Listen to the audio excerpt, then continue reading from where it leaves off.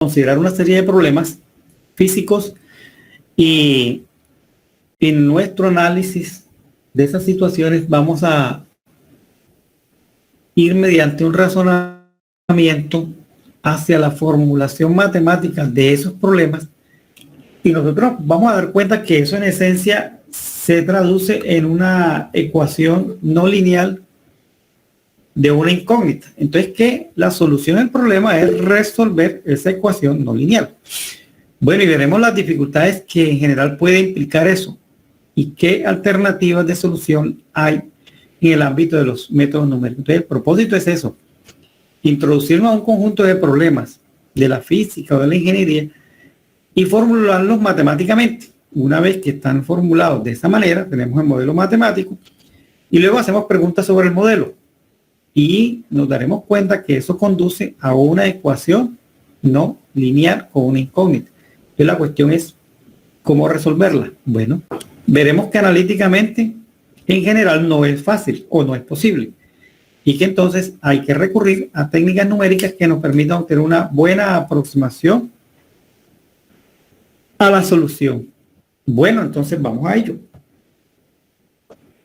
Entonces ustedes pueden observar en este documento, el cual ustedes tienen allá, que hablamos de solución numérica de expresiones de la forma f de x igual 0, donde f es no lineal. Bueno, muchachos, habría que pensar qué significa para nosotros f de x igual 0.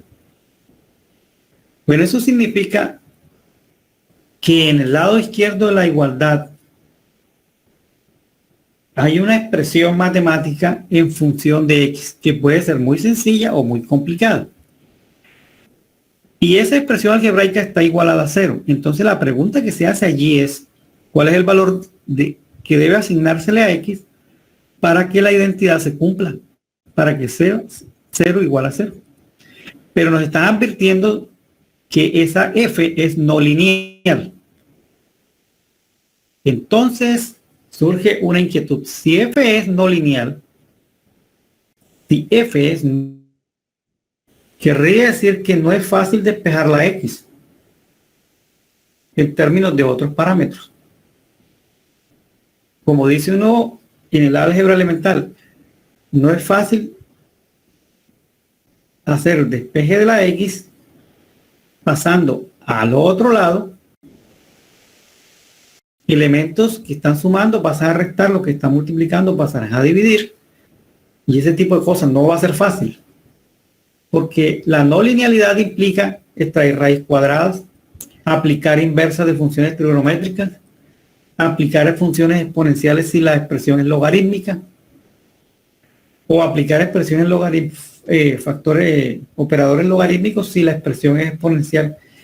O si es combinación de todas ellas, es muy complicado deducir un procedimiento para despejar a x en función de los demás términos.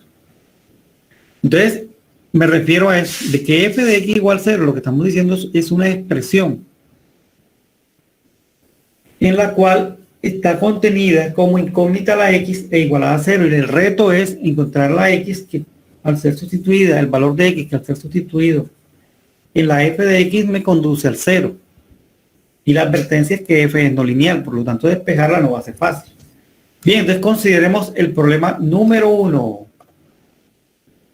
Señorita Alejandra, el problema número 1 dice lo siguiente. Suponga que usted, como ingeniero, está diseñando un tanque esférico. Bueno, todo el mundo sabe que es una esfera, ¿no?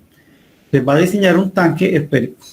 Los hay cilíndricos, los hay cúbicos, en forma de paralelepípedo, muchas formas hay, pero en este caso es esférico. Ese tanque tiene el propósito de proveer, es decir, que almacena agua y la distribuye a un pequeño poblado. Dígase que usted se involucró en un proceso de diseñar la solución de ingeniería a un problema de agua potable de una comunidad. Bien puede ser en ingeniería agrícola porque los acueductos no son de los agrícolas, los acueductos son realmente de los arquitectos, los ingenieros civiles. Entonces podría ser un tanque elevado para proveer en un momento dado un tanque operativo que recibe agua de un pozo profundo la almacena durante la noche y en el día la distribuye a una red de riego. Podría ser lo propio. Pero en todo caso, tú estás involucrado en diseñar un tanque en forma esférica. ¿Y para qué? Pues para almacenar agua. Dice, el volumen del líquido en ese tanque se calcula mediante la expresión V mayúscula igual pi por h al cuadrado que multiplica a 3 por r menos h partido por 3. Es decir, si usted tomó la decisión de diseñar ese tanque, usted sabe cuánto vale R, el radio. Es decir, lo voy a diseñar con un radio de, en este caso, 3 metros. Entonces, cada vez que defino un valor de H, donde H es la profundidad del agua del tanque, puedo saber qué volumen de agua hay almacenado en ese tanque.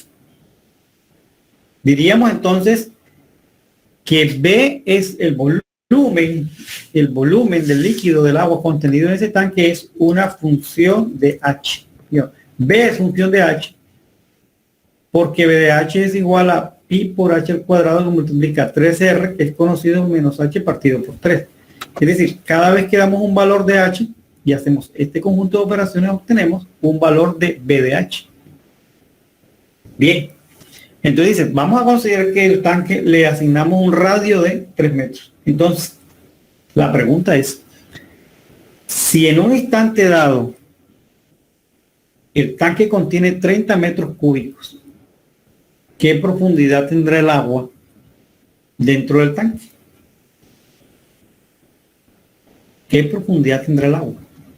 Obviamente que el cero es el fondo del tanque cuando está vacío. Cuando H vale 0, B vale 0. Haga el cálculo mental. B de 0 sería igual a pi por 0 al cuadrado que multiplica 3R menos 0 partido por 3. Esto daría 0. Y el otro extremo es cuando el tanque está totalmente lleno. Cuando el tanque está totalmente lleno, H vale 2R, porque es igual, el H sería igual al diámetro. Entonces, en ese caso, yo podría saber cuál es el volumen máximo que puede contener ese tanque, cuál es su capacidad máxima. Bien, esa es como la situación, jóvenes. Imaginen usted un tanque elevado por una razón operativa. Y lo común y corriente que sucede en esta zona es que perforamos un pozo profundo, extraemos el agua y como los pozos profundos son restrictivos en caudal, entonces extraemos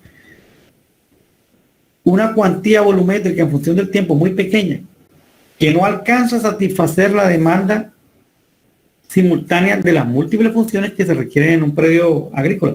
Entonces decimos así, vamos a hacer lo siguiente. Extraemos durante 12 horas noche el agua del pozo a un caudal bajo, pero la estamos bombeando a un tanque elevado. Es un tanque que está colocado a una altura topográfica que domina la mayoría de puntos de servicio del predio. Y en el día abrimos todas las llaves que queramos porque las tenemos almacenadas sobre la alberca. De eso se trata. Pero la geometría de este tanque es esférico. Y decimos que le vamos a dar un radio de 3 metros. Por lo tanto, el diámetro será 6. Y nos preguntamos, bueno, venga acá. Si yo tengo la manera de medir la profundidad del agua en ese tanque, puedo saber cuántos metros cúbicos hay almacenado ahí. ¿Por qué? Porque tengo la función B de H igual pi por H al cuadrado que multiplica 3 por R menos H partido por 3. De un valor de H y usted tendrá un valor de V. Perfecto. Les dicen, bueno, en el caso particular de que el volumen almacenado allí sean 30 metros cúbicos, ¿cuánto es la profundidad del agua? ¿Cuánta será la profundidad del tanque medida desde la parte inferior? Bueno, entonces si esa es la pregunta, usted mira que en este caso le dan B de H 30. Le dan 30. Y le dicen que ese 30 tiene que ser igual a pi por algún H al cuadrado que multiplica a 3 por 3 porque R vale 3, 9 menos H partido por 3. Entonces si mira usted esa expresión que obtiene, se le convierte en algo como pi por H al cuadrado, 3 por 3 menos H sobre 3, igual, aquí ve, igual a 30. Entonces, como si estuviese diciendo algo como esto. ¿Cuál es el valor que debo asignarle a H? Siendo R igual 3, para que toda esta operación dé más 30. Eso es lo que están diciendo. Pero es que si tú miras esto, también se puede escribir, mira esta parte de la expresión matemática, puedes ver que pi por h cuadrado, que multiplica 3r menos h partido por 3 igual a 30, es equivalente a escribir esta ecuación polinómica de grado 3. O sea, que con un poquito de álgebra se puede pasar de esta igualdad a esta otra que es más cómoda. Pero allí se lee que pi por h al cubo menos 9 por pi por h al cuadrado más 90 igual a 0 es una ecuación polinómica de grado 3 cuya incógnita es h. Entonces, si descubres cuál es el valor de h, resolviendo esta ecuación cúbica sabrás que en ese momento, en ese tanque, B del valor que descubras es justamente 30 metros cúbicos. Eso es lo que se quiere ahora. Entonces, decir, ¿cuál es el valor de H, o la profundidad que debe tener el agua, para que se garantice que hay 30 metros cúbicos almacenados? Es como eso. Entonces, fíjense que se tienen que enfrentar a una ecuación cúbica, no una ecuación cuadrática. Entonces, la cuestión está en, chicos, ¿cómo hallar este valor de H? Hay muchas formas, muchachos, de resolver eso, muchas formas. Ya veremos la más sencilla que se le ocurre a ustedes, la más sencilla. Y no es el ensayo y error con la calculadora. Tampoco es el solver de algunas calculadoras. Algunas calculadoras científicas traen solver para resolver eso. Bien. Correcto, entonces se puede hacer una gráfica, ya veremos por qué se puede hacer una gráfica y tener una idea aproximada de cuál es el valor de H que permite almacenar 30 metros cúbicos. Muy bien, eso es importante lo que dijo tu compañero. Ser capaz de hacer una gráfica de quién? De esta expresión. Uno no grafica una ecuación. No, las ecuaciones no se grafican. Uno grafica una función, pero no una ecuación. Entonces lo que le resalté ahí con gris es la parte de la izquierda de la ecuación que representaría una función de h, que si la grafico y esa función intersecta al eje de las h, en ese punto de intersección está el valor de h que hace que esta igualdad sea igual a 0. Y eso es verdad. Bien, el problema número 2, muchachos, es un problema clásico de la mecánica de los fluidos. Allí dice que si usted tiene el interés de calcular la cantidad de energía hidráulica que se disipa cuando un caudal Q de un fluido no compresible circula a través de una tubería de diámetro interno D y longitud L, si quieres saber cuánta energía, pues podría usar una expresión que dice HL igual a F por L sobre D, B cuadrado sobre 2G, donde G es la aceleración gravitacional. Entonces esa ecuación, muchachos, se llama la ecuación de Darcy-Weisbach, o modelo de Darcy-Weisbach para estimar pérdidas en función de diámetro, longitud, caudal, aunque allá diga B al cuadrado, resulta que si tiene Q y tiene D, tiene B, y un factor que se llama factor de fricción de Darcy-Weisbach. El factor de fricción de Darcy-Weisbach varía entre 0.1 y 0.0007. Es un número mayor que 0, pero menor que 0.1 o igual que 0.1, pero tuvo muy rugoso. Entonces, muchachos, si quiero tener una idea, un valor cuantitativo de HL, las pérdidas de energía hidráulica de un flujo, que induce un flujo a través de un ducto de diámetro constante D y longitud L, bueno, entonces tengo que hacer esa multiplicación HL igual a F por L sobre D, B cuadrado sobre 2G. Pero surge la inquietud que dice aguas limpias, que eso necesita el F, pero el F se llama factor de fricción y se obtiene mediante la expresión 1 sobre raíz de F, que es igual, muchachos, acuérdense de la mecánica de los fluidos, a 2 logaritmo en base 10 de caso S, que se llama la rugosidad absoluta, dividido entre 3.7 el diámetro interno más 2.57 partido por el producto del número de Reynolds por la raíz cuadrada de f. Entonces, note usted que si intenta despejar en la expresión de la izquierda, en la igualdad f, tendría que elevar al cuadrado, pero al elevar al cuadrado también se eleva a la derecha.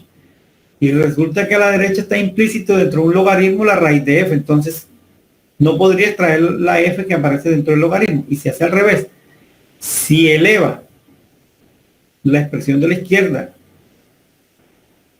si eleva 10 a la expresión de la izquierda, podría despejar entonces al logaritmo de 10 y quedaría el argumento del logaritmo, pero igual tiene que rescatar a raíz de f. Eso algebraicamente es muy difícil. Muy difícil. Entonces uno no intenta despejar esa f de esa expresión que se llama la fórmula de Colbrooks-White para aproximar a f, o sea, el factor de fricción. Lo que nosotros queremos ahora es que si pensamos en esta expresión, esta igualdad, como una ecuación de la forma, y si eso está positivo pasa a restar acá, igual a 0, todo esto, igualo todo esto a 0, yo podría hacerme la pregunta, ¿cuál es el valor de f que colocaba en toda esta expresión de la izquierda hace que esta diferencia es de 0? Y ese es el f que yo necesito para colocar aquí en la fórmula de Darcy-Waite. Fíjense que ese sencillo problema de mecánica de los fluidos implica muchachos, tener que resolver una ecuación no lineal con una incógnita, la f de fricción de Darcy. Y así como ha observado el problema del tanque, el problema del flujo de fluidos no compresible en una tubería de diámetro D y una longitud L, existen innumerable cantidad de problemas en el área de la termodinámica, de la estática, de la resistencia de materiales que conducen a ecuaciones no lineales con una incógnita. Entonces, la pregunta es, ¿cómo obtener solución a esas ecuaciones no lineales de manera lo más exacta posible y de un modo rápido, o sea, expedito? Dice un jovencito por el profe, haga una gráfica de la función que se puede construir a partir de la ecuación, y si hay intersección, esa es una solución. Es verdad, eso es lo que se puede hacer. Y profe, señor, la solicitud a Jairo y a Shadia. ¿cómo? Que le acepte la solicitud a Jairo y a Shadia. Ya dije que sí, pero ya entraron, pero yo no veo más solicitudes, amigo mío. Vamos a ver aquí. Shadia Martínez ya entró. Bueno, vale. Entonces, muchachos, ¿en qué estamos? En que estamos metidos en estos líos. Entonces, les anuncio a todos que el parcial número 2 podrá solicitar que se resuelva uno de estos problemas. El 1 o el 2. ¿Qué quiere decir?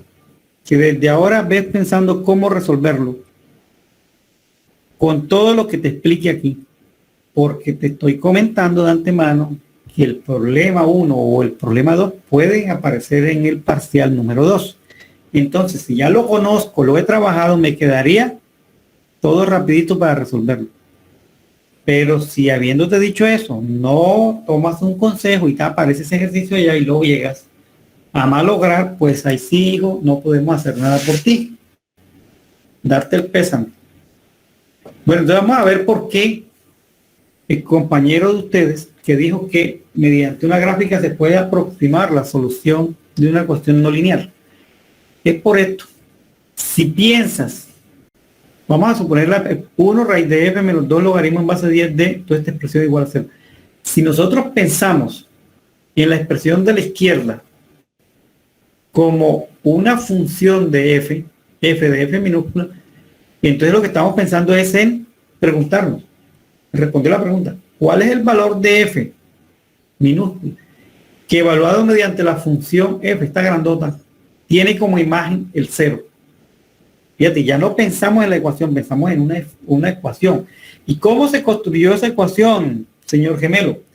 Se construyó pasando todo el argumento que estaba a la izquierda, a la derecha, lo pasaste a la izquierda y igualaste a 0.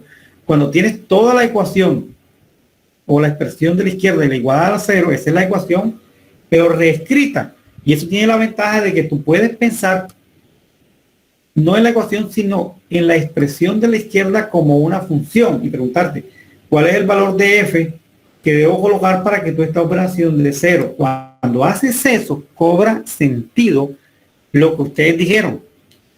Hágase una gráfica y donde intersecte la función al eje X, ahí está el 0 que usted quiere con cierta exactitud.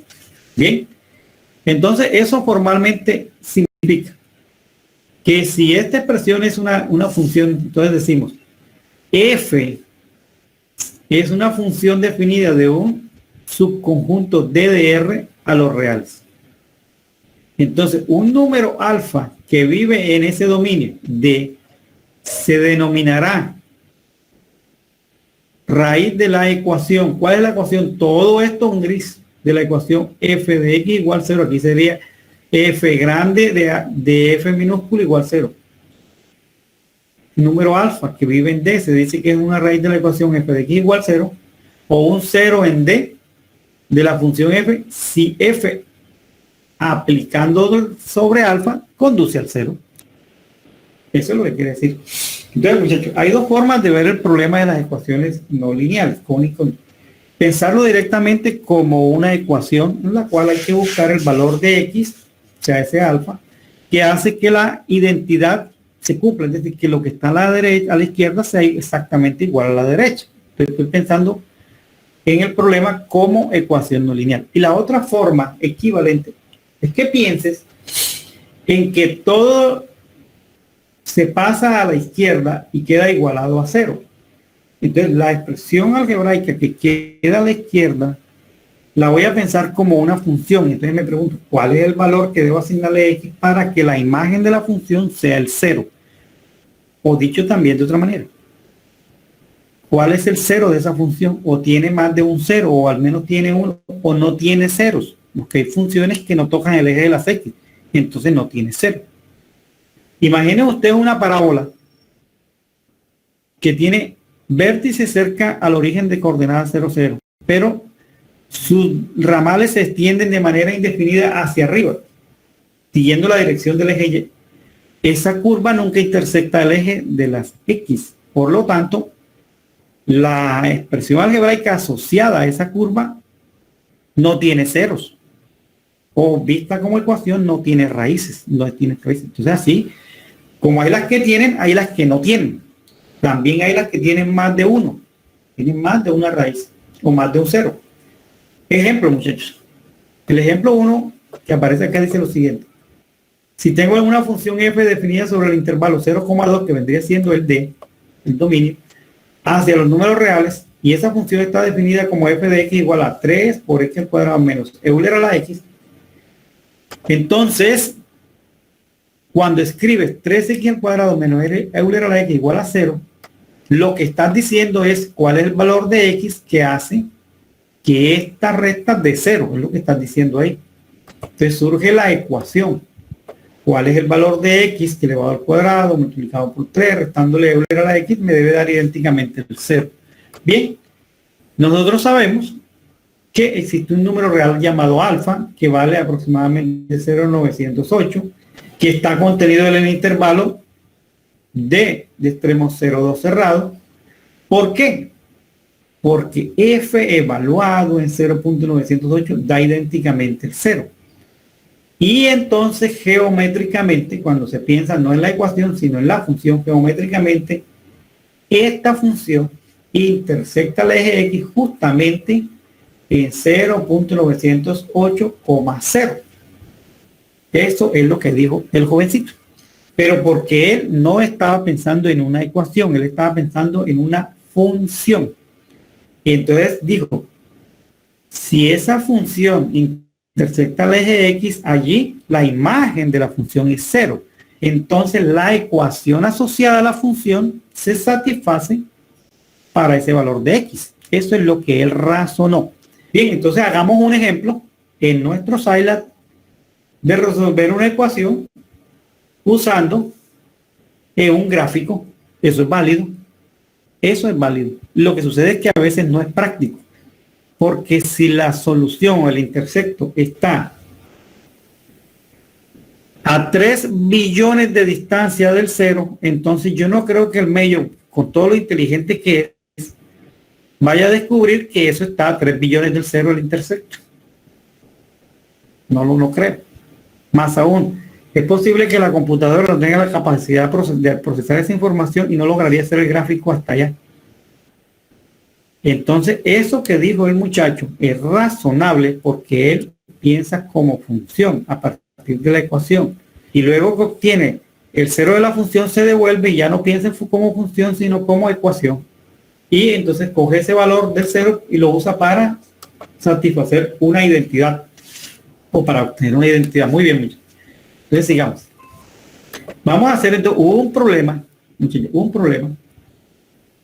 en donde nosotros hagamos uso de esa idea del jovencito por ahí. Vamos a ver cómo sería eso. Pues mis amigos, tengo que habilitar mi consola del Scilab. Habilitarla.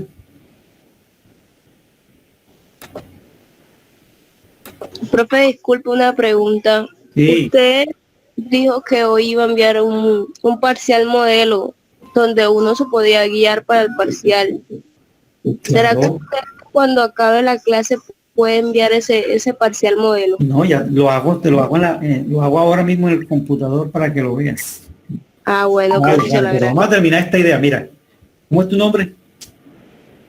Cindy, profe. Doctora Cindy. Entonces, miren lo siguiente. La idea de esto es que tú captes primero cuál es el problema. O sea, tú te concientices de que alrededor de ciertas ecuaciones hay unas dificultades y es despejar la X por el hecho de que son ecuaciones no lineales con una incógnita. ¿Y qué se dice entonces si la ecuación es no lineal y tiene 2 incógnitas, 3 incógnitas?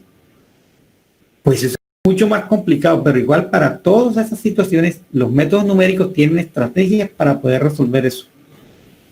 Entonces empezamos por lo más sencillo. ¿Cómo resolver una ecuación no lineal con una incógnita sin despejar la incógnita? Porque a veces no es posible. Entonces alguien dijo por ahí, profe, mire, tome la ecuación y todo lo que está a la derecha pase a la izquierda y construya una expresión global que la va a llamar f de x. Y entonces ahora razone así.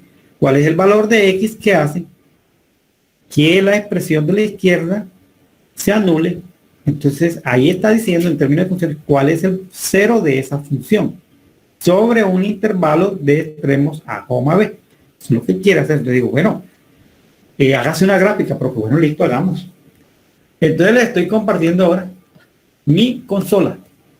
Entonces la consola será algo como esto. Que, véalo, voy a escribir. Esto es comentario. Calcule una raíz de la ecuación, por ejemplo, seno, no, vamos a poner una más difícil, logaritmo de x menos 1 igual a 0. ¿Y cómo? Digo eso. Quiero esa cuestión.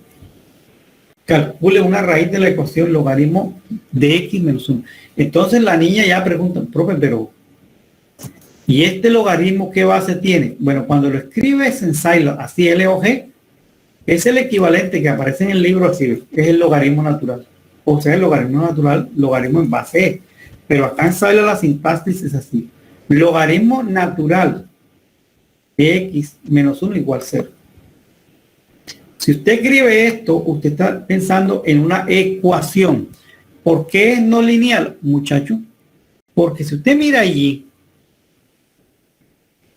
habría que despejar la x. ¿Cómo se despejaría la x? Pues aplicando la función inversa del logaritmo, que es la exponencial. Tendría que hacer eso.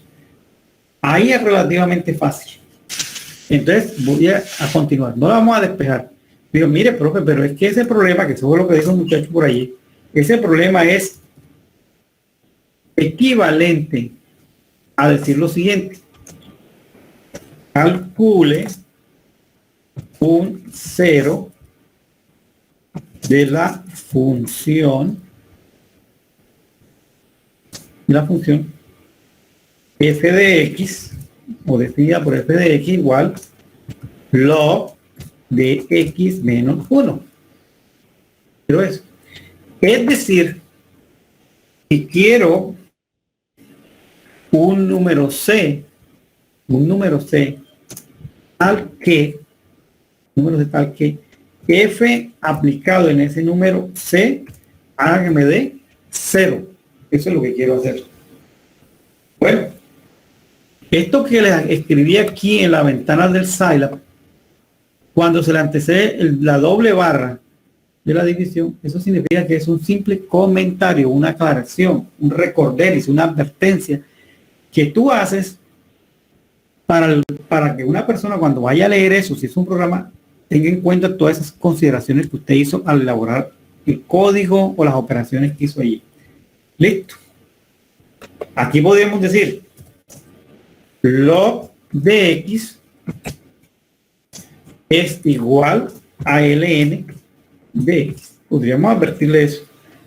Además, le tendríamos que decir que x, si vas a buscar esa x, si esa x existe, tiene que ser mayor o igual que 0. ¿Por qué? Porque es que el logaritmo de 0 no está definido, ni tampoco los logaritmos de los números negativos. Entonces, logaritmo natural, los logaritmos tienen sentido para números reales mayores que 0. Perfecto. Entonces, si volvemos a pensar en esta ecuación, tú dirás, bueno, el número que hay que colocar aquí, al menos ya sé que no es 0. Tampoco serán los números negativos. Es algún número mayor que 0. Bueno, yo creo que una persona que razona un poquito aquí fácilmente se da cuenta cuál es la respuesta de esta ecuación no lineal. ¿Alguien tiene como una idea rápida de cuál es la solución de esa ecuación? El 0, bro. ¿Cómo? El 0, ¿no? Sí, dame tu nombre que te voy a colocar un 0. Hijo, acabamos de decir aquí, ve que como estás trabajando con la función logaritmo de x, x tiene que ser estrictamente mayor que 0, porque el logaritmo de 0 no está definido. Entonces 0 no. Pensad, muchachos, pensad. ¿Cuál es el número real mayor que 0? Cuyo logaritmo natural, restándole 1 da 0. Te digo, debe ser un x cuyo logaritmo es 1, para que 1 menos 1 me dé 0. ¿Cuál es el valor de... ¿Ah?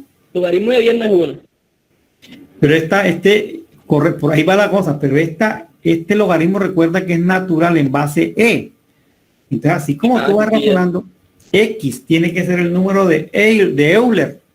O sea, aquí la solución de esta ecuación es que esta x vale e de Euler. Porque el logaritmo natural de e es 1 y 1 menos 1 es 0, no importa. Lo que pasa ahí es que ya de antemano sé cuál es la respuesta, pero no importa. Yo lo que quiero es resolverlo sin necesidad de despejar la x, porque en general no es fácil. En este caso sí es fácil. Ahora, ¿qué pasaría si malévolamente yo hubiese hecho esto?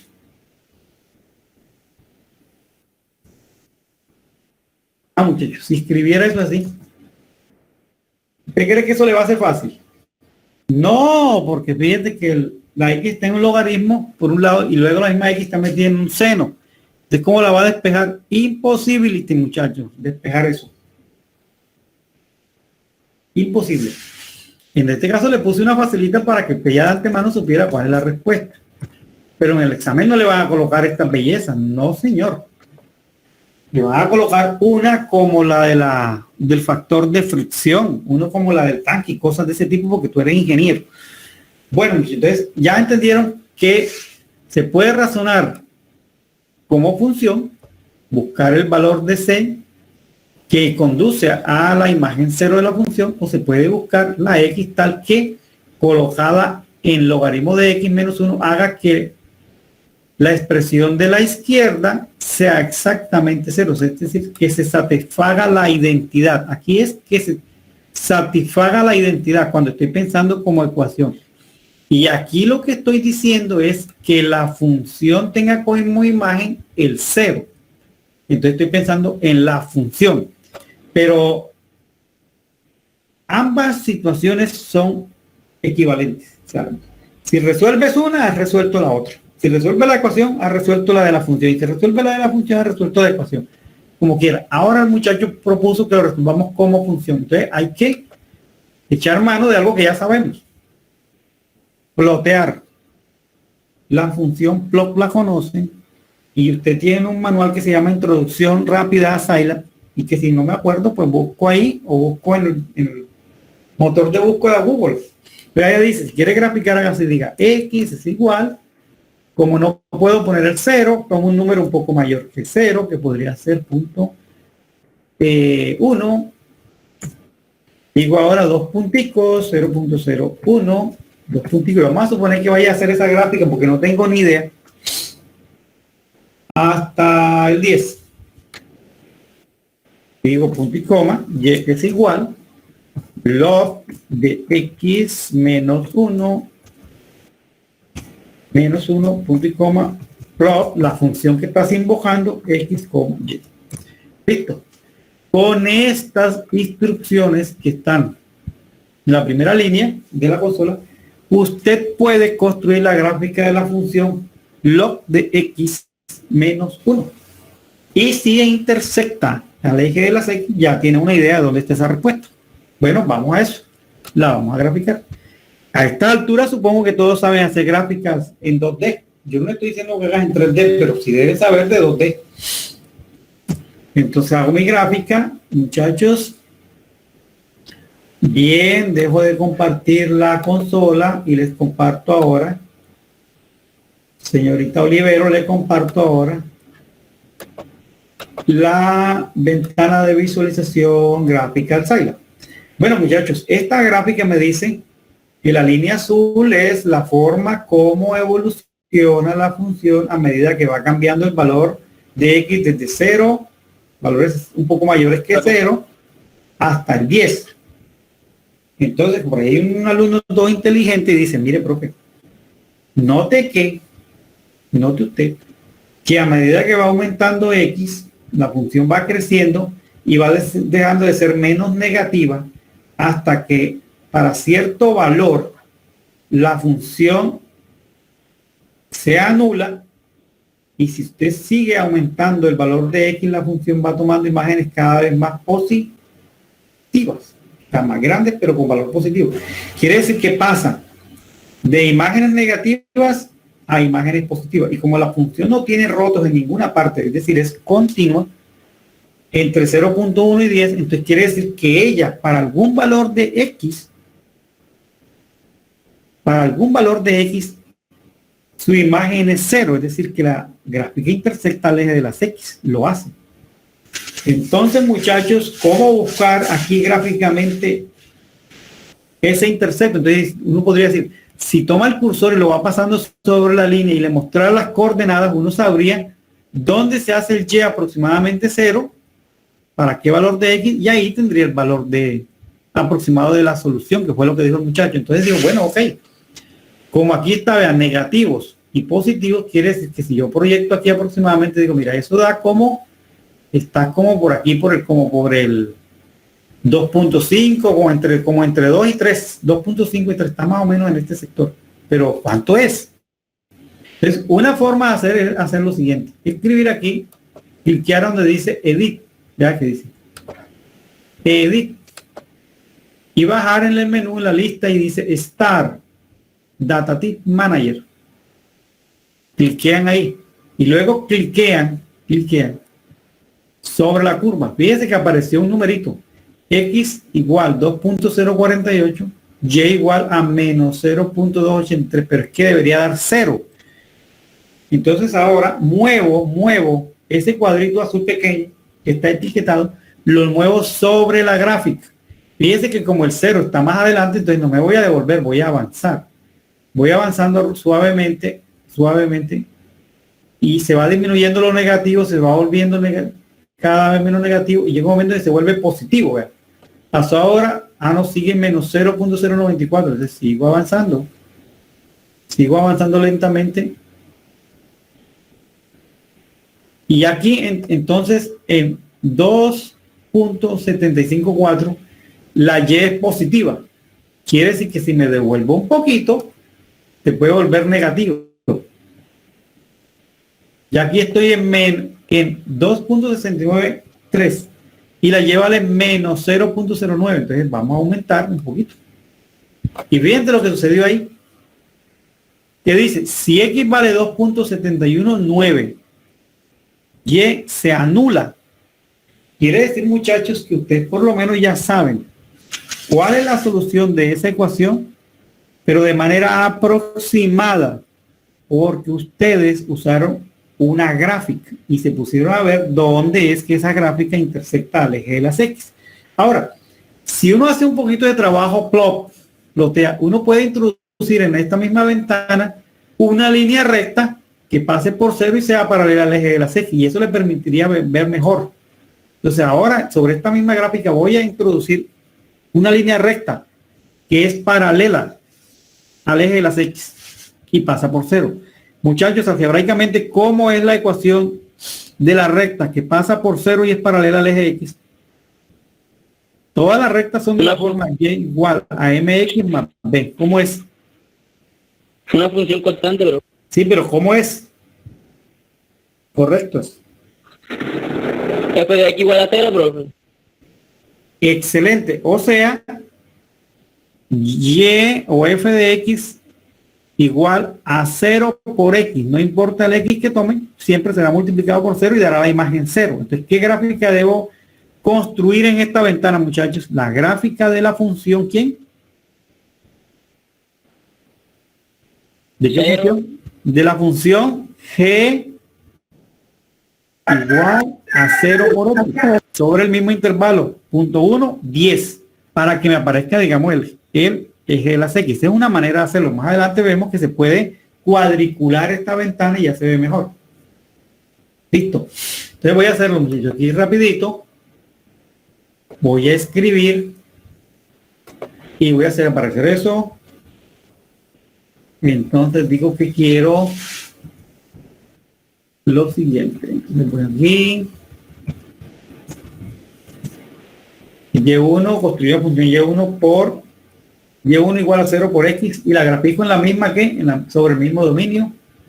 Y le digo que me la marque de color que será N de magenta, para que no se confunda con la otra y asunto arreglado. Entonces ahora vamos a ver qué salió ahora.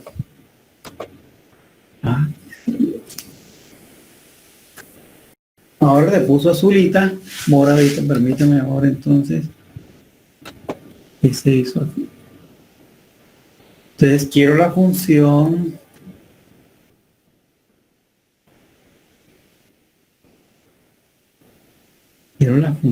¿cuál?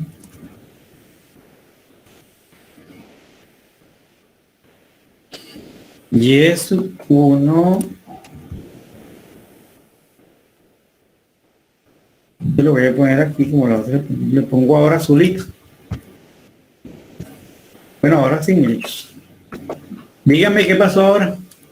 Señores, explíquenme.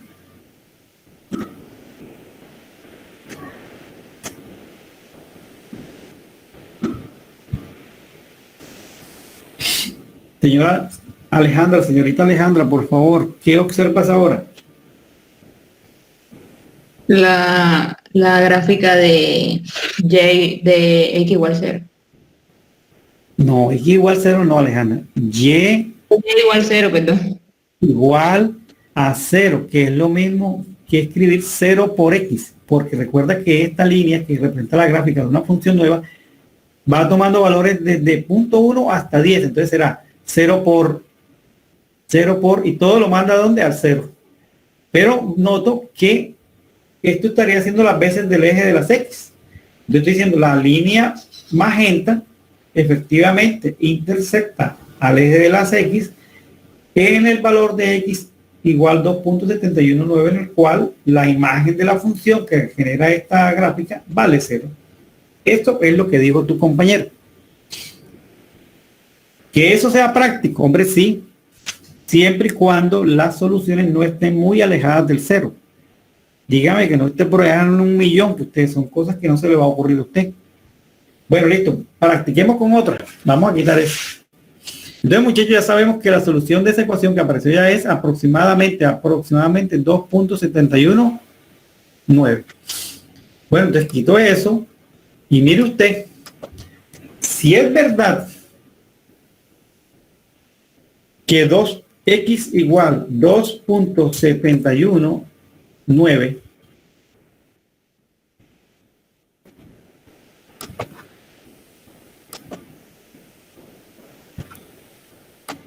es la solución de esta ecuación, ha de suceder que cuando coloque aquí 2.79 719 y le reste 1 debe dar 0. Bueno, entonces, punto y coma, y voy a escribir log de quién, pues de x, porque mira, Alejandra, ya definí anteriormente cuánto vale cuál es el valor de la variable x. Le resto 1 y esta resta debe dar 0. Bueno, fíjate que no le pongo punto y coma, lo dejo libre para que se muestre cuánto me da. 0.0000264 y tal cosa. ¿Por qué no me da exactamente 0? Porque eso que usted leyó en la gráfica es una aproximación a la solución de la ecuación no lineal. Realmente la solución de esa ecuación sería esto. Esta es la solución de esa ecuación. Es este numerito que aparece aquí. Es 271, 828, 182, 845, 9045. Y fíjese que usted el que encontró en la gráfica fue 2.719. Quiere decir que usted acertó con ese método gráfico en encontrar la solución con una exactitud de 2 cifras decimales. Porque fíjese que la solución tiene, después del punto tiene el 71. Y la que usted propuso tiene 71 después del punto, pero ya la tercera cifra decimal no coincide. Entonces, quiere decir entonces que esta respuesta que propuso Alejandra acá, que la obtuvo con la gráfica, es cierta. Pero hasta la segunda cifra decimal. Y en la tercera cifra decimal ya este 9. Respecto de este 8, lo que está diciendo es que usted al menos tiene un error en esa respuesta de 1 milésima. ¿Por qué? Porque usted dijo que la tercera cifra decimal era 9, pero realmente es 8. Entonces la diferencia entre esto y 2.718 es 1 milésima. Entonces cuando usted entrega esto, esa es una solución numérica con 2 cifras decimales exactas, y un error de 0.001, 1 milésima. ¿Y cómo lo obtuve? A este 9, la tercera cifra decimal, le resté este 8 que aparece aquí de la solución exacta. Eso es lo que hemos hecho. Bien, entonces fíjense ustedes que si tomamos logaritmo, si decimos que x es igual a porcentaje p, logaritmo de x, y le restamos el 1, nos debe dar un 0. ¿Cuánto les da, muchachos? 0, profe. 0, porque es que esa es la solución exacta de ese problema. Entonces, ¿cuál es la situación ahora, muchachos? Que sí que podemos intuir las respuestas de esos problemas complicados porque hacemos un gráfico o porque esos problemas tienen un contexto físico y nosotros sabemos de antemano en qué rango está la respuesta. Ejemplo, si tú recuerdas el problema del tanque, dijimos que ese tanque se va a diseñar o construir con un radio de 3 metros. Quiere decir que su diámetro sería 6 metros.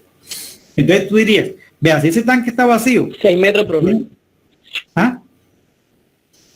¿Cómo? 6 metros, profe, 2 veces de radio. Correcto. Entonces, si ese tanque está lleno, la profundidad del agua de ese tanque son 6 metros respecto al fondo. Porque es igualado, H será igual a 2 veces el radio. Pero si el tanque está vacío, H vale 0. Entonces, si a ti te preguntan, ¿cuál es el valor de la profundidad del agua cuando tiene un volumen de 30 metros cúbicos en un tanque esférico de radio 3? Pues tú no tienes que hacer un esfuerzo súper mental para darte cuenta de una cosa. Dice, Yo no te puedo decir en este momento cuál es la respuesta exacta a eso, pero te garantizo una cosa, que esa profundidad es mayor que 0 y menor que 6. Está metida ahí. O a lo sumo será 6, pero no será un número mayor que 6 ni un número menor que 0. Y ni siquiera es 0 porque el tanque tiene 30 metros cúbicos de agua. Entonces, ¿qué quiero decirte de eso? Cuando tú analizas la geometría o la física asociada con un problema, tú tienes una forma de delimitar el rango donde está contenida la respuesta. Y con eso puedes trabajar. Por eso puedes construir la gráfica. Entonces, hagamos lo siguiente. Vamos a suponer que queramos resolver el problema del tanque. Y entonces, aplicando esta idea del estudiante, nosotros vamos a obtener la solución aproximada de la profundidad del agua en el tanque esférico de radio 3 metros cuando tiene 30 metros cúbicos. No despejando a H porque es una ecuación cúbica, sino graficando la función asociada a la ecuación. Vamos a hacer así. ¿Ve? Nos vamos allá a la hojita, el documento que les envié, y capturamos la ecuación polinómica que tiene el pi. La capturamos.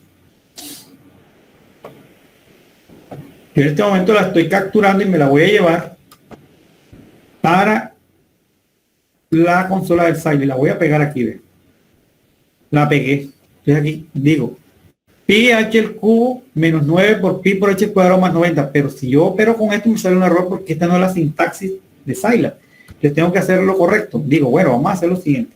Digamos que esto se llama y. Lo hago igual a pi, pero resulta que pi aquí en Scilab se quiere escribir así, es porcentaje y la palabra pi por. Entonces ahora digo h al cubo menos 9 veces por porcentaje pi, y debo quitar esto de aquí, por h al cuadrado más 90. Entonces, ¿qué es lo que quiero hacer? Esta función y, que depende de h, la quiero graficar sobre qué intervalo. Les dijo tu compañero, profe, la máxima profundidad que puede haber de agua en el tanque es cuando está lleno, 6 metros. Entonces, y la mínima, 0. Entonces voy a graficar esta función y que desarrollé con base en la geometría del tanque sobre el intervalo 0,6. Y donde esa gráfica intersecte el eje de las H, porque en este caso la X está representada por la H, en ese intersecto es el valor de H para el cual el tanque contiene 30 metros cúbicos, porque esta ecuación provino de esa condición de asumir que habían 30 metros cúbicos. Entonces escribimos aquí, ¿ve? Decimos H es igual a 0 cuando no hay nada, 2 puntos, 0.01, porque quiero con una aproximación de cuánto, de 1 centímetro o 1 centésima de metro, 2 puntos, hasta el número 6. Fíjate que ese número 6, ¿quién lo puso? Tu compañero, porque él dijo el máximo valor posible para H es 0. El menor es, el máximo es 6 y el menor es 0. Allí debe vivir la respuesta. Entonces voy a buscar un H que vive entre 0 y 6, tal que colocado en esta expresión, haga que esto dé 0. Entonces no lo voy a hacer a mano, le escribo punto y coma, plot, paréntesis, que voy a escribir la variable independiente que es H y la variable dependiente que es Y. Eso es lo que voy a hacer. Bueno, muchachos, hasta ahí todo bien. Entonces, si hago la gráfica y leo el intersecto, tengo mi solución. Miren, muchachos, pero hay un detalle. Voy a recordarles. Cuando nosotros aquí en el plot escribimos H, no piensen esta H como un número, sino como una matriz. ¿Cuál es la matriz H? Esto que está aquí. H igual a 0 hasta 6 con incrementos de 0.01 es la matriz H que aparece dentro del paréntesis del plot. Y la Y que aparece aquí no es Y igual a porcentaje pi por H al cubo menos 9 por pi por H cuadrado más. No es un número, es otra matriz. Y esta matriz se rellena cuando esta formulita va aplicándose sobre cada elemento de la matriz H. Se forma esta matriz. Pero para que esta formulita ataque cada uno de los elementos de la matriz H, tengo que indicarle que lo haga elemento a elemento. Acuérdense cómo se hace multiplicación elemento a elemento con dos matrices, colocando un puntico. ¿De acuerdo? No es lo mismo A asterisco B, siendo A y B matrices compatibles con la multiplicación, que escribir A mayúscula, puntico al pie, por B. Esa multiplicación del puntico al pie lo que está diciendo es que esa multiplicación no es la clásica del álgebra lineal, sino que se multiplica el A su IJ con el B su IJ. Tú con tú están multiplicando. Entonces, para que esta matriz aparezca la matriz Y, hay que hacer que esta fórmula actúe sobre cada puntico de la matriz H. ¿Cómo lo sabe? Hay que ponerle aquí, ¿ve? Este puntico. Aquí hay que ponerle este puntico. Ya, no hay más. Y si haces eso, la función Y definida por esta fórmula va a ir actuando sobre el 0, sobre el 0.01, sobre el 0.2, así hasta llegar al 6. Pero punto a punto. ¿Por qué? Porque usted le dijo que construyera una matriz Y que sea el resultado de multiplicar esta expresión punto a punto con los de la matriz H. Eso es lo que usted hizo. Si no le coloca el punto puede salir un error, porque en ese caso la matriz H tendría más elementos que la matriz Y y no la podría graficar. Porque recuerda, para que tú puedas graficar tienes que tener parejas ordenadas, pero si hay más elementos en H que en Y, no lo va a poder hacer. ¿Cómo hace para que el número de elementos de la matriz H sea igual al número de la matriz Y? Pues diciéndole a esta fórmula que actúe sobre cada elemento que tiene H, así tienen los mismos elementos. Bueno, muchachos, una vez que hago esta gráfica, puedo mirar ahí, como dijo la niña ahí, la niña Cindy Causil dijo que esto, mire lo que dio. Entonces, si ustedes son curiosos, 0 acá, 6 acá. Entonces dice, mire, profe, si usted mira, aquí está el 0.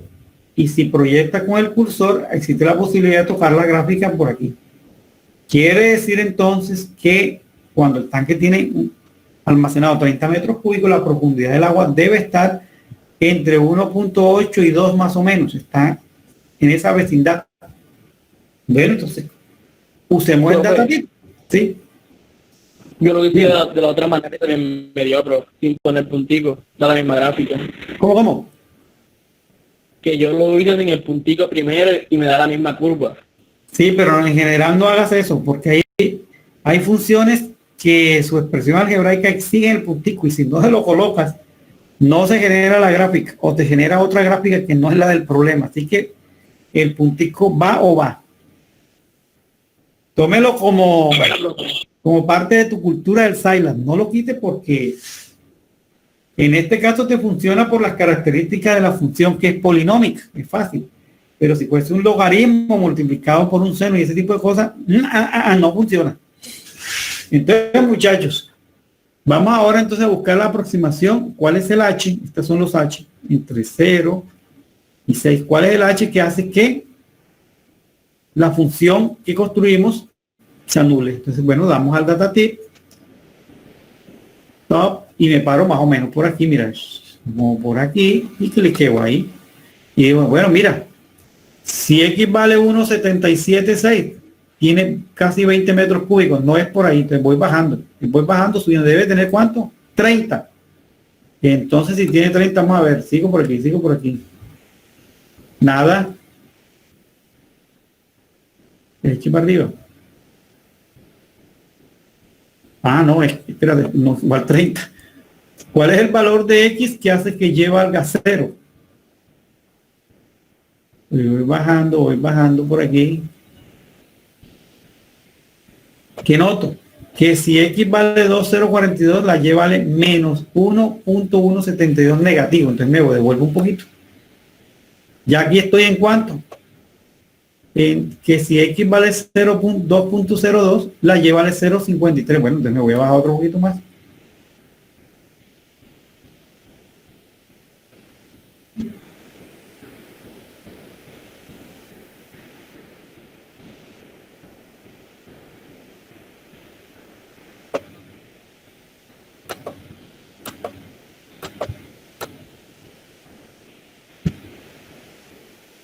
Bueno, entonces aquí dice, si usted le da un valor a X, que vendría siendo la H, de 2.027, la profundidad del agua es 0.014. O sea, profundidad del agua no. Entonces se anularía la función. La X es la profundidad del agua y la Y es la imagen asociada a esa profundidad. Entonces quiere decir que la solución en este caso sería 2.027, una solución gráfica. Quiere decir que la solución exacta está contenida sobre el intervalo 2 de X y 2.2. Ahí vive, porque este 2.027 es un poquito mayor que 2 y menor que 2. Aquí está contenida la respuesta. O para evitarse dificultades, uno podría imaginar que está entre 1.8 y 2.2. Ahí está la respuesta. Pero hay que refinarla. Pero yo pienso que si uno hace una pregunta esa en la ingeniería, que cuál es la profundidad del agua en un tanque, cuando hay 30 metros cúbicos de agua, pues no necesita las 10 milésimas para dar esa respuesta. Con 2 punto algo, o sea, con dar la décima es suficiente. Pero usted le dice, mira, la profundidad del agua es 2.5 metros. ¿Qué le están diciendo? Es que tienen 2 metros y 50 centímetros. Dice, no, es que yo la quiero en micras. ¿Cómo?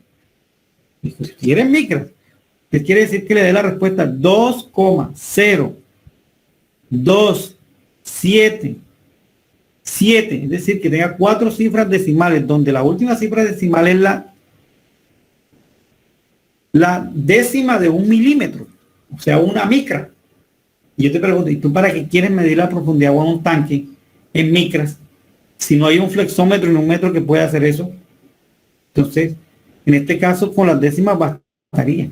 Bueno, entonces fíjate, esa es la manera de resolver la profundidad del agua en el problema del tanque que está planteado ya. De manera similar, se puede resolver de manera gráfica el problema de la F de fricción de Darcy, eligiendo un intervalo adecuado para la función que contiene a la F. Eso es lo que se hace, muchachos. Muy bien. ¿Cuál es la dificultad con esta estrategia, muchachos? Hombre, que si la solución no la puedo visualizar en un problema físico de ingeniería, me tocaría ir adivinando para ver dónde está. Y si eso está muy lejos o es negativo y está, por ejemplo, por allá en menos 100,000, ¿quién se le ocurre eso? No, porque si puede a buscar a la derecha y resulta que eso está a la izquierda, nunca la va a encontrar. Y si usted sale a buscar a la izquierda y resulta que eso vive a la derecha, tampoco la va a encontrar. Entonces, que el procedimiento gráfico que sugiere tu compañero es bueno, siempre y cuando las soluciones se puedan visualizar en el contexto del problema que lo generó. Si el problema viene de química, uno puede tener una idea de más o menos lo que puede dar respuesta. Si es de física, tiene una idea. Y si es de ingeniería, mucho más. Tiene una idea del rango donde está contenido. Por eso puede hacer esas gráficas y aproximarse de esa forma. Bueno, pero entonces, ahí la situación siguiente. Si quiero mayor exactitud en mi respuesta, el método gráfico no es la solución. Porque por lo menos lo que ella garantiza es que la cifra entera de la respuesta es correcta, pero las decimales no se compromete a nada. Y se están por ahí cerquita, pero no te puedo decir que ese 2,027 sea la respuesta exacta. Te garantizo que es un poquito más de 2 metros la profundidad del agua. Pero si es 0,27, 0,28, no me comprometo. ¿Es? Bueno, pues entonces, en vista de esa situación, hay que cranearse unos métodos más poderosos que me den la respuesta de tal manera que no dependa del gráfico, que dependa simplemente de un algoritmo seguro que me lleve a la respuesta lo más aproximado posible. Entonces vamos a ver en qué se basa eso. Entonces vamos a meternos ahora con los métodos numéricos como tal. Y vamos a estudiar primero un método muy bueno llamado el método de la bisección. Y eso tiene la ventaja de que resuelve esos problemas, pero además te va haciendo una inmersión al mundo de lo numérico. Y cómo es que se piensa en el mundo de los métodos numéricos y cómo se actúa allá. Entonces, vamos a eliminar esta gráfica por ahora, muchachos, y habilitemos nuevamente nuestro documento.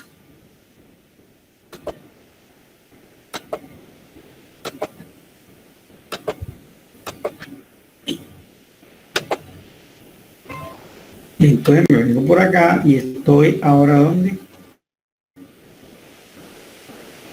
Aquí, método de la bisección. Entonces, ¿qué dice? El método de la bisección es un método numérico cerrado. ¿Por qué, señorita Alejandra? Cerrado porque usted previamente ha determinado que la solución está contenida en un intervalo de extremos cerrados A, B. Y usted lo que va a hacer es acorralarla hasta que la tenga muy cerquita y decir es esta o aproximadamente igual a esto. Entonces es un método cerrado en el sentido de que te busca la raíz, te busca una sola raíz contenida en donde, en un intervalo de extremos cerrados A, B. Ahora, ¿en qué se basa la estrategia? En un teorema muy famoso del cálculo que se llama el teorema de Bolzano. Entonces vamos a pensar ahora qué quiere decir o cuál es el contenido, el mensaje del teorema de Bolzano, muchachos. Bueno, el contenido es el siguiente. Dice, si usted tiene una función continua definida sobre un intervalo cerrado A, B, y cuando evalúa la función en el extremo izquierdo y compara el signo de f de A con el signo de f de B y nota que tienen signos opuestos, necesariamente la gráfica de esa función intersecta al eje de las X en algún número real C contenido entre A y B. Y vean lo que dice.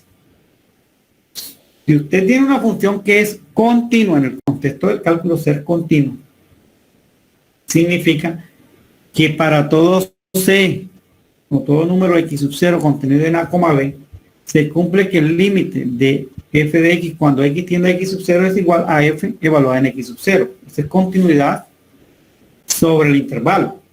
De, bueno, si usted tiene una función que es continua o geométricamente no tiene roticos, ni saltos, ni asíntotas, ni nada de eso, en A, B, y además, si usted observa que la imagen de A ante F de signo opuesto, en este caso es menor que 0, frente a f de B, que es mayor que 0, al ser la función continua entre A y B, necesariamente la curva va a intersectar al eje de las X en algún punto llamado C. Entonces, ¿qué es lo que está diciendo el teorema de Bolzano? Mira, si usted tiene una función f definida de cualquier manera y por complicada que sea, y si usted la está estudiando sobre un intervalo de extremos cerrados A, B, y nota que esa función evaluada en A, la f de A, tiene un signo contrario a la f de B, no importa dónde ni cómo sea, pero esa gráfica intersecta el eje de las X en algún valor C, que vive en A, entre A y B. Entonces el teorema de Bolzano lo que está diciendo es, muchachos, si usted tiene una función que proviene de una ecuación y define usted un intervalo y se satisfacen los requisitos de continuidad y que las imágenes en los extremos son opuestas en signo, alegraos el corazón, porque lo que está diciendo ahí es que existe un C, que es un cero de la función, o existe una raíz para la ecuación que generó la función. Eso es lo que quiere decir el teorema de Bolzano. Pero lo chévere del asunto es que el teorema de Bolzano es la base fundamental del método de la bisección, muchachos. Es decir, el teorema de Bolzano es el soporte matemático de un algoritmo llamado el método de la bisección. Entonces, quiero decirle con eso que todos los métodos numéricos que usted estudie aquí, todos,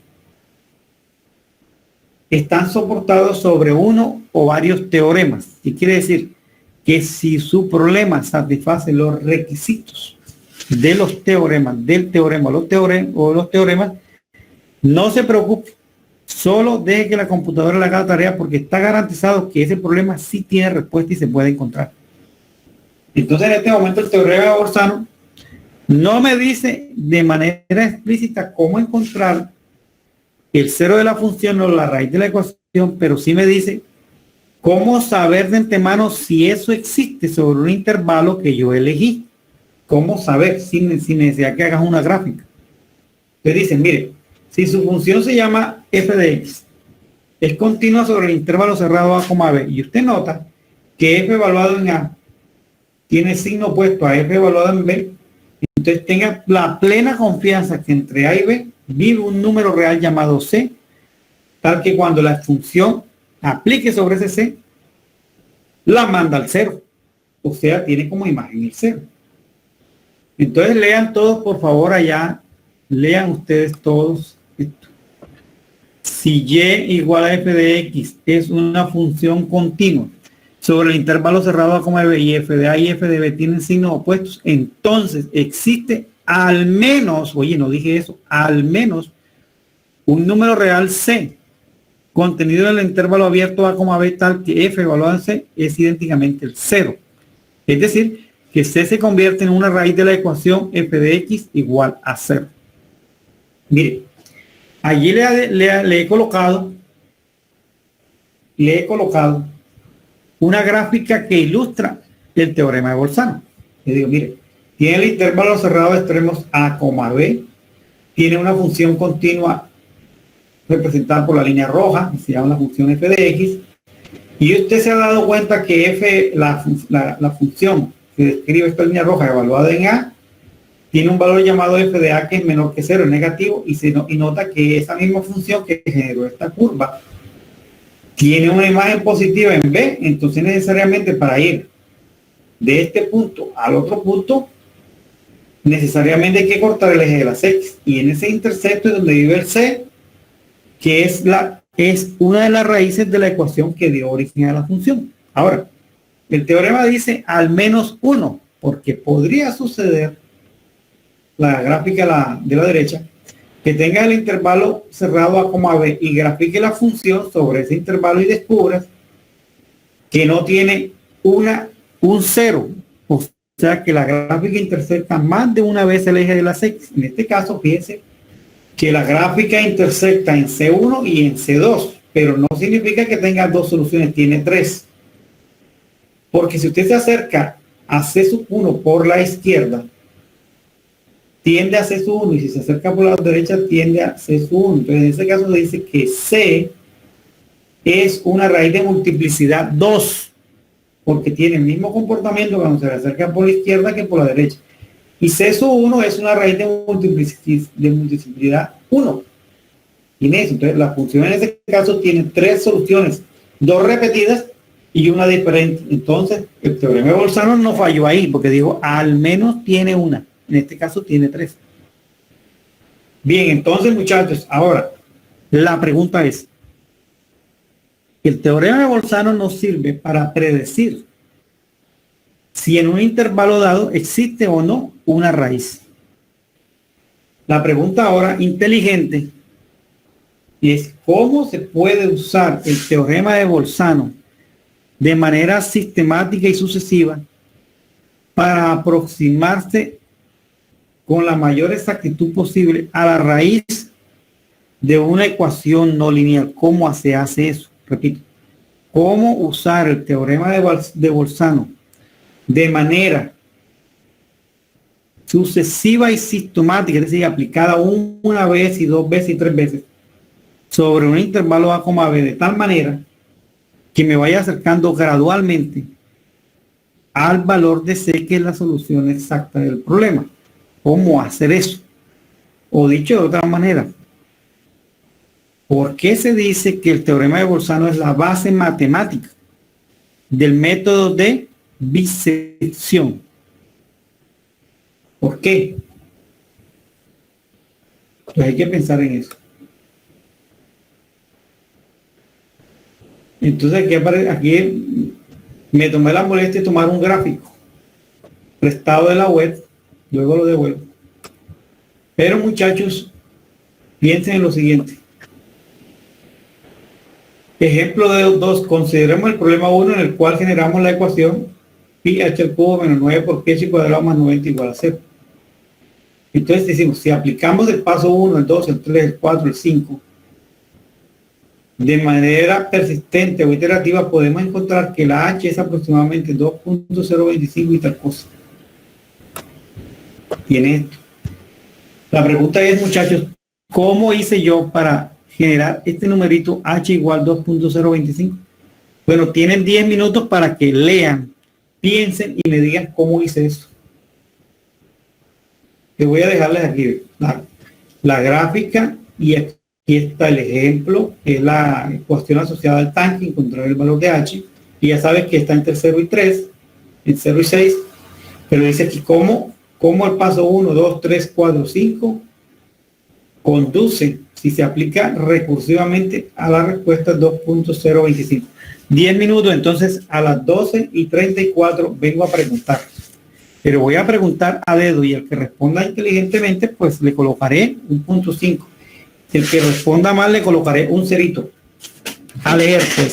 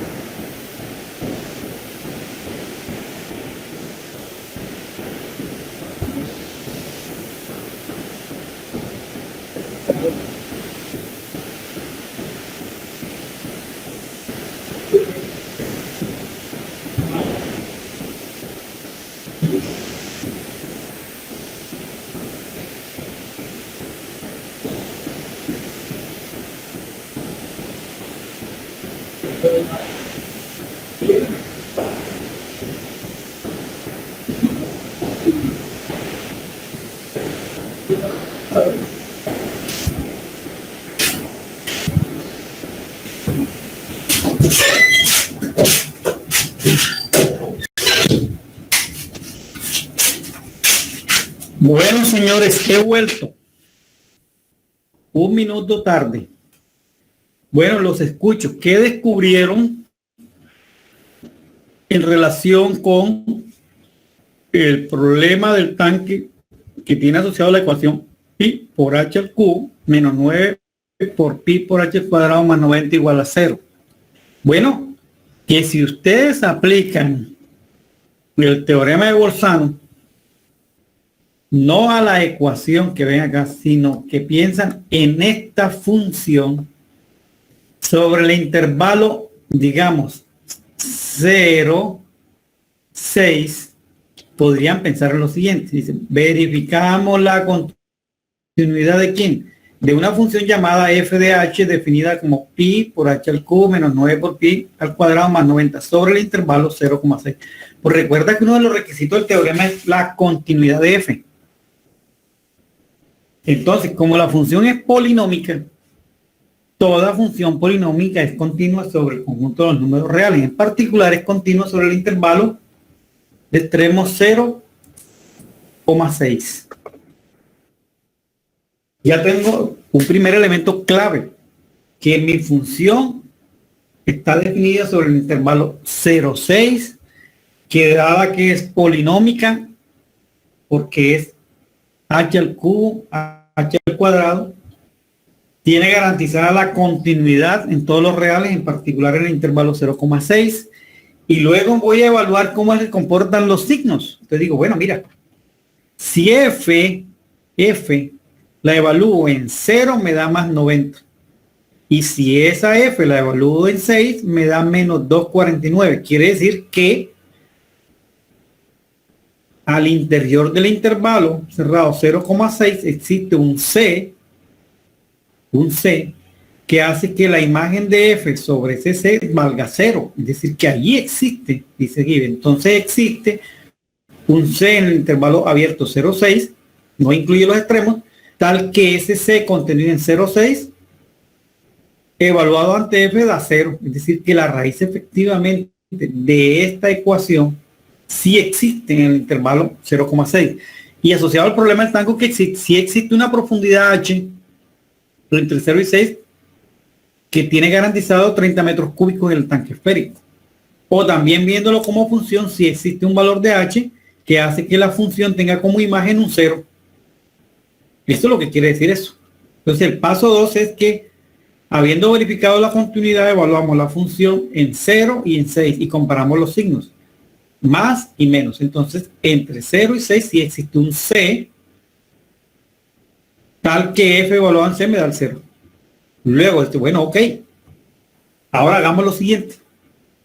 Como queremos saber quién es ese C, vamos a ir aproximándonos gradualmente o paso a paso hacia ese C.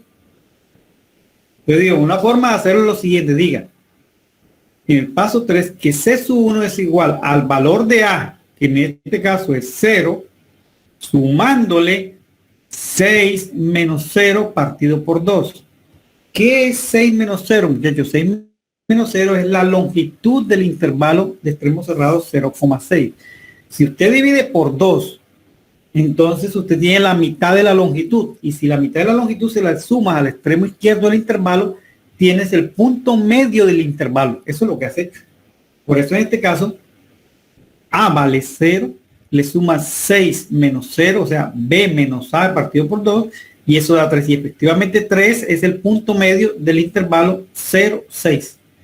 Entonces usted podría decir lo siguiente, mire, la primera aproximación a la solución de la profundidad del agua en el tanque es que tiene una profundidad aproximadamente igual a 3, porque es la mitad del tanque. Podrías decir eso. Pero nosotros sabemos que eso no es seguro. Entonces digo, bueno, vamos a hacer una cuestión. Vamos a mejorar esa respuesta. Entonces digan, bueno, Si C sub 1, que vale 3, fuese la respuesta, deberá suceder lo siguiente, que cuando evalúe f en ese C debe dar 0. Ahora, si ese C sub 1 está cercano a la respuesta, f evaluado en ese C sub 1 debe dar un número cercano a 0, porque recuerda que el C exacto conduce a la imagen 0 de la función. Entonces digamos, bueno, paso 4. Si el valor absoluto de f de C sub 1 llega a ser menor o igual que un épsilon, ¿qué es un épsilon? Una cantidad pequeña, menor que 1 y mayor que 0, tan pequeña como yo quiera. Entonces yo le puedo colocar al épsilon .001, una milésima. Entonces digo, mira, si este C sub 1 no es la respuesta exacta, pero está cerca de la respuesta C, y C sub 1 está cerca de la respuesta C, pues cuando evalúe f sobre C me debe dar un número que es cercano a 0. Entonces digamos que ese número se llama épsilon.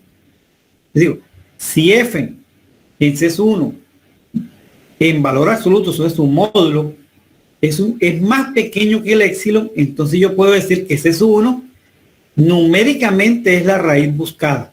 No te voy a decir que sea la respuesta exacta, es la raíz buscada. Ahora, si usted evalúa f en C sub 1 y no sucede que el valor absoluto de f de C sub 1 sea menor que el épsilon, no sucede esta desigualdad, quiere decir que usted está lejos de esa respuesta. Entonces, al estar lejos de la respuesta, le toca ahora mirar si el C que usted quiere está de la mitad hacia adelante hasta B, o si ese C que usted busca está de la mitad hacia atrás y hasta A. Dice, pero ¿cómo voy a saberlo? Dice, bueno, mira, así ve. Este C sub 1 en este momento es la mitad, porque es 3. Te digo, bueno, como no se cumplió que el valor absoluto de f de C sub 1 es menos que el épsilon, quiere decir que estoy lejos. Entonces voy a hacer lo siguiente. Digo, bueno, vamos a disminuir el tamaño del intervalo. Yo no voy a trabajar ahora con A y B, sino voy a trabajar con A y la mitad. Y la mitad y B. O sea, estaría trabajando 0, 3, 3, 6. Y voy a averiguar dónde está esa raíz. Está entre 3 y 6 o entre 0 y 3. Evidentemente en esta gráfica no está entre 0 y 3, está entre 3 y 6. Pero ¿cómo hago para saber si eso es cierto? Pues con los signos, digo, si f de C sub 1 multiplicado por f de 0, recuerda que este es A, hago f de C sub 1 por f de 0 y hago f de C sub 1, recuerda que este es el punto medio, por f de 6. Ahora, reviso cómo es el signo. Si este producto llega a dar positivo, quiere decir que la solución que yo estoy buscando no vive entre 0 y C sub 1, porque si viviera habría cambio de signo entre f de C sub 1 y f de C sub 0. Ahora, si f de C sub 1 multiplicado por f de 6, estoy de la mitad hacia adelante, cambia de signo ese producto, quiere decir que entonces uno de los dos es negativo y el otro es positivo. Entonces quiere decir que la C que yo busco vive entre C sub 1 y 6. Entonces, dependiendo del signo que adopte cada uno de estos productos, podremos definir dónde está, en qué subintervalo está contenida esa solución. Bueno, entonces dice aquí, si f de C sub 1 multiplicado por f de 0 llegase a ser menor que 0, es porque f de C sub 1 y f de 0 tienen signos opuestos. Entonces diremos que el C está metido entre 0 y C sub 1. C sub 1 es el anterior. Vive aquí. Y por lo tanto, entonces ya no vamos a trabajar con A y B, sino A y C sub 1, que está como por aquí. ¿Por qué? Porque estaría diciendo que la respuesta está contenida entre A y C sub 1, si sucediera eso. De lo contrario es que no suceda esto, sino suceda esto. Tiene signos opuestos f de C sub 1 y f de C sub 6. De lo contrario, la C está entre C sub 1, que está aquí, y B, como el caso de la gráfica. Entonces ahora me voy a olvidar del intervalo grande y voy a pensar todo de nuevo, pero sobre el intervalo C sub 1, B, que contiene a C. Se dice aquí. Y volvemos al paso 3. Paso 3 me devuelve. Te digo, tengo que recalcular la C, porque ya la C no se llama C sub 1, la C tuya se llamaría C sub 2. ¿Y cómo lo tengo? ¿Al valor de quién? Ya, te pongo 3, profe. De A, pero en este caso sería ¿cuál? No es A, porque recuerda que en este caso la C no vive entre 0 y C sub 1, vive entre C sub 1 y 6. Entonces digo, bueno, tengo que cambiar ¿a quién? ¿A quién cambio? Pues Claro, cambias a A por C sub 1. Cambias a A por C sub 1. ¿Y qué haces cuando cambias a A por C sub 1? Vuelves al paso 3 y evalúas a F en ese nuevo ¿qué? Que ahora este A que aparece aquí cambió. Este A es el C sub 1 anterior, entonces sería C sub 1 más B menos el C sub 1 anterior, no este que está aquí, dividido por 2. Esto significa que tengo el punto medio entre el C sub 1 anterior y B. Ya no me va a dar esto, me va a dar un número entre 3 y 6, me daría eso. Y luego calculo F de C sub 1. Si F de C sub 1 da cercano a 0, inclusive menos que el epsilon, ya detengo el proceso y digo que la raíz buscada numéricamente es esta. Si eso no sucede, tengo que volver a hacer eso recursivamente tantas veces hasta que el valor absoluto de F de C sub 1 sea menor que el epsilon. En ese momento paro. Eso gráficamente se ve aquí. Alguien lo hizo mejor que nosotros. Dice, mire, primer paso. Suponga que usted de las condiciones del problema o de una gráfica se dio cuenta que la gráfica intersecta al eje de las X en un número llamado X asterisco. Y eso es la solución que usted quiere. Este sería el C, pero aquí se llama X asterisco. Y observe que está entre A, que hace las veces de C sub 1, y B, que hace las veces de B sub 1. Está contenido ahí. Dice, bueno, entonces yo puedo obtener una aproximación a X asterisco haciendo lo siguiente. Sumo B sub 1 con A sub 1 y lo divido por 2. Y obtengo un número llamado M sub 1, que aparece aquí, la mitad del intervalo. Y digo que ante no saber quién es X asterisco, me conformo con algo llamado M1. Eso tú promediando los extremos del intervalo. Bueno, listo. Puede quedarse ahí. Dice, ahora, si B menos A dividido entre 2, que es lo mismo que B sub 1, restándole A sub 1, partido por 2, es menor. Dice aquí error. O sea, si el intervalo ya se volvió tan pequeño que cuando lo compares con el error aún sigue siendo más grande que el error, quiere decir que todavía tengo un margen de maniobra para acercarme más a X asterisco. Entonces, bueno, entonces vamos a reducir el intervalo. Antes era A sub 1, B sub 1, lo vamos a hacer más chiquito. ¿Cómo? Mira, actualización. F evaluado en A, 1, multiplicado por F evaluada en M sub 1. Ya lo tengo aquí. Si este producto llega a dar mayor que 0, como es el caso de aquí, ¿ve? Si usted evalúa F de A sub 1 da positivo y F de M sub 1 queda por encima, da positivo, entonces quiere decir que la C que usted busque, el X asterisco que usted está buscando, no está entre A sub 1 y M sub 1, no está ahí, es entre M sub 1 y B sub 1. Por lo tanto, le tocaría hacer lo siguiente. Es decir, que A sub 2, o sea, porque ya va a ser la segunda iteración, o esta A se mueve para acá y se llama ahora A sub 2. A sub 2 es igual a M sub 1. Que lo obtuve en el paso anterior con este promedio. Y dices que B sub 2, como no necesita moverse, conserva el valor B sub 1 inicial. Entonces, esto hace que el intervalo A sub 1, B sub 1 se reduzca a la mitad, porque ahora tiene extremos A sub 2, B sub 2. Y justamente la longitud de este intervalo es la mitad del anterior. ¿Ahora qué hace? Bueno, dice, como la raíz vive entre M sub 1, que es A sub 2 y B sub 1, pues sumo A sub 2, B sub 2, lo divido entre 2, y digo que ese M sub 2, que está más cerquita ahora, fíjate que M sub 2 está más cerquita del X asterisco, es mi mejor aproximación a X asterisco. Por eso M sub 2 aproximadamente igual a X asterisco. Ahora digo, bueno, mira,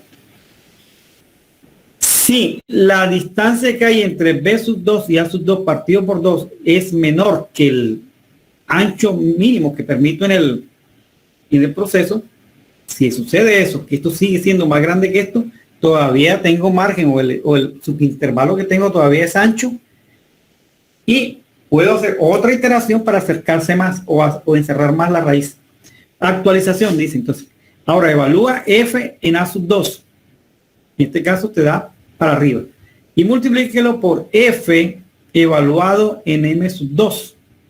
Entonces fíjate que aquí dice que F de M sub 2 queda ligeramente por debajo del eje X. Entonces tiene signos opuestos. Entonces, ¿qué quiere decir eso?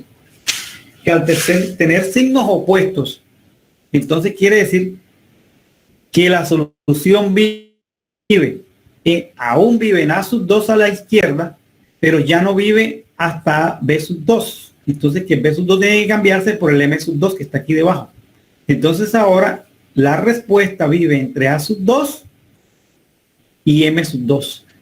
Pero A sub 2, como es la tercera iteración, se llamará A sub 3. Entonces estarás en A sub 3, B sub 3.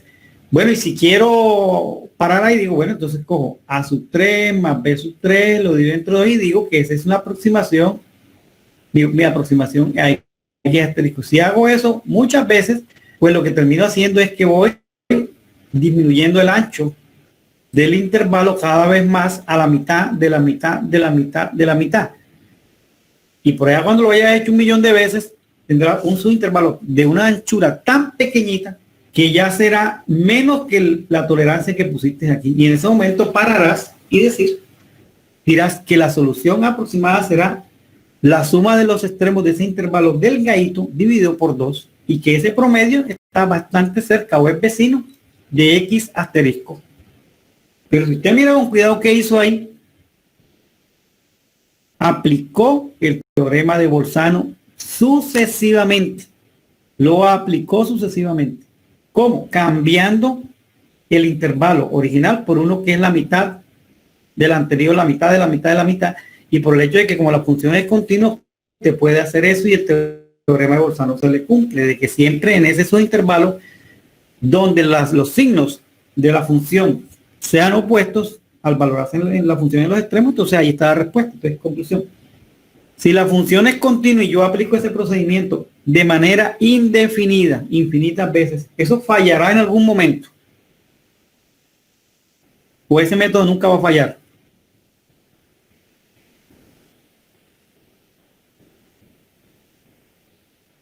Bueno, muchachos, como la función es continua en todo el intervalo A, B, y usted lo que sigue haciendo es reduciendo el intervalo, pues la función no va a dejar de ser continua.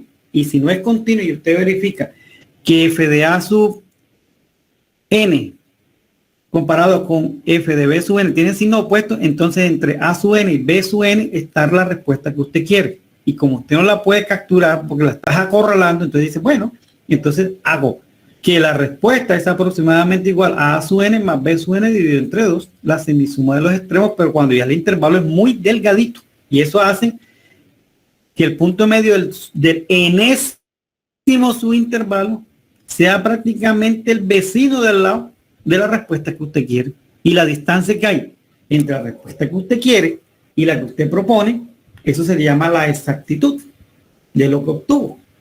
Eso es en esencia el método de la bisección. Bueno, eso hay que hacerlo a mano, muchachos. Hay que practicarlo a mano.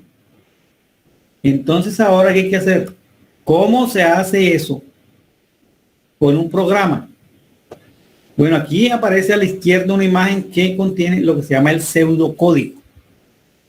Un listado de instrucciones que contienen asignaciones, sentencias de control y un sentido lógico que le permite acercarse sucesivamente a esa respuesta. Entonces, miren lo que dice aquí. Voy a obtener la solución de la ecuación f de x igual 0, que es continua sobre el intervalo, que es una función continua sobre el intervalo A, B, donde f de A y f de B tienen signos opuestos. De la condición para que el método de bisección funcione es esto, que tenga una ecuación de la forma f de x igual 0 y que la función que dio origen a la ecuación sea continua sobre el intervalo A, B y que la función sobre ese intervalo tenga las características de que f de A y f de B son de signos opuestos. Ese es el requisito para que el método de la bisección funcione. Si tienes discontinuidad, no lo puedes usar. Si los signos de f de A y f de B son iguales, no existe raíz en ese intervalo. No lo hay, entonces no pierdes el tiempo. Entonces fíjense que el método de la bisección en esencia exige que tú conozcas el contenido del teorema de Bolzano. ¿Qué es lo que quiere decir? ¿Qué exige que tenga la función? Luego dice, bueno, entonces por favor debes introducir input. El valor de A, el valor de B, la tolerancia y el número máximo de iteraciones que usted desea hacer. Porque usted no va a hacer infinitas. ¿Qué es la tolerancia? La tolerancia, muchachos, es qué tanto la función evaluada en la aproximación a la raíz se acerca al cero, porque recuerda que cuando tú tienes la raíz y evalúas una función en el cero, se vuelve cero. Tolerancia entonces se refiere a qué tanto el número que vas obteniendo por las iteraciones es parecido a la solución y por lo tanto cuando la función actúe sobre ese número aproximado se acerque a la imagen cero. Eso es lo que quiere decir eso. Entonces la salida output significa que si tú ejecutas este algoritmo de bisección te entrega una solución llamada P o te entrega un mensaje que dice falla. Bueno, pues empieza. Si igual 1 para la iteración 1 a f de A, la variable f de A, asignele la función evaluada en A. Usted puede hacerlo porque usted tiene la función, tiene A y luego dice mientras que I sea menor o igual que el número de iteraciones que usted planeó, ejecute los pasos del 3 al 6. Bueno, el paso 3 dice, asigne a P la suma de A, que es el extremo izquierdo del intervalo, más la longitud del intervalo dividido entre 2. Cuando usted hace esto, este P es el punto medio del intervalo A, B. Y a ese paso se le llamará el P sub 1. Ahora dice, a f de P asígnele la función evaluada en el P que calculó anteriormente. Y luego paso 4.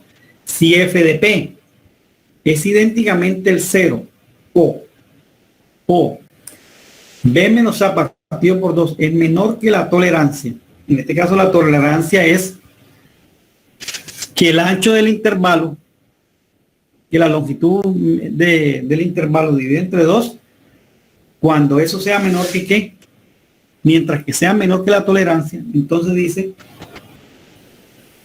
repito, si paso 4, si f de P es el 0, quiere decir que encontró en el paso anterior la solución. Pero si no dio 0, es decir, o el ancho del intervalo partido por 2 es menor que la tolerancia, entonces la tolerancia es la longitud del intervalo dividido entre 2 más pequeña que yo voy a aceptar en la iteración. Entonces diga que como ya el ancho del intervalo dividido entre 2 es menor que la tolerancia, entonces que el valor de P que encontró en el paso 3 es la respuesta numérica de esa ecuación. Entonces el procedimiento ha sido completado satisfactoriamente y para eso, no siga haciendo eso. Pero bueno, muchachos, la posibilidad de que usted haga eso en la primera iteración es raro, muy raro, a no ser que conozca la respuesta de antemano y haga eso. Como en general no va a suceder, entonces quiere decir que el paso 4, si f de P es igual a 0 o B menos A partido del menor vector, y en el primer intento no va a suceder. Entonces, ¿qué sucede? No se ejecuta esto. Entonces se va al paso 5. Paso 5 dice, ahí auméntelo en 1. Dice, el I ahora es el valor que tenía inicialmente, que era 1, sumándole 1. Y ahora pregúntese, si f de A por f de P es mayor que 0, entonces quiere decir que ¿qué? Que la respuesta no vive entre A y P, por lo tanto tiene que cambiar a la A por P, redefinir el intervalo. Por eso dice aquí compute A sub I, B sub I, está cambiando el intervalo y lo está reduciendo a la mitad. ¿Cómo hace para reducirlo a la mitad? El A original lo cambia por el P, que es el punto medio, y ahora tiene un intervalo que es A, B. Y ese se llama ahora A sub i, B sub i, es el nuevo. Y dice que a f de a asignele la imagen de la función evaluada en el P, que era el punto medio. Si eso no sucede, a quien hay que cambiar no es a la A, sino a la B. Entonces, asígnele a B el valor de P. Haga eso. Y luego que haga eso, tiene que devolverse con el i que cambió aquí al while. Entonces, mientras que i sea menor o igual que n sub 0, como ya lo cambió, pero no es mayor que n sub 0, tiene que hacer todo esto. Y en el camino puede suceder que el nuevo P que calcula si haga que f de P sea 0 o que el ancho del intervalo ya sea como mucho más pequeño que lo tolerante y tiene que parar ahí. Pero si en general no sucede porque tiene que hacer mucha iteración, tiene que volver a cambiar a i, hacer todo este proceso y devolverse. Cuando ya se da que i no es menor o igual que n sub 0, sino es mayor, se sale el ciclo y entonces tiene dos opciones. Si siguió haciendo esto y i es mayor que n sub 0 y no se cumplió el paso 4, quiere decir que el procedimiento, el método falló después de haber ejecutado n iteración. Este es el pseudocódigo de ese procedimiento llamado el método de bisección. Ahora, si usted lo quiere ver en acción, cópiese ahí en el editor este listado que dice programa para el método de bisección. F es continua en A, B y f de A por f de B es menor que 0. Es decir, que en el intervalo A, B sí existe la respuesta. Ese programa fue adaptado de un libro llamado Métodos Numéricos con MATLAB de John H. Matthews y Curtis de Finn. De allá viene esto. Lo que he hecho es adaptárselo, porque allá se ejecuta en MATLAB y acá estamos en Scilab. Entonces le he hecho algunas modificaciones para que te funcione en Scilab. Bueno, muchachos, entonces hemos quedado aquí. ¿Ven? Que mañana vamos a ver en acción a quién, a este código que representa a quién, al algoritmo de la bisección escrito en lenguaje de programación de Scilab. Eso es lo que vamos. Entonces, por favor, hay que repasar todo lo dicho en este documento hacia atrás. Y mañana vamos a trabajar este código. Entonces, mañana hay que editar esto en el editor.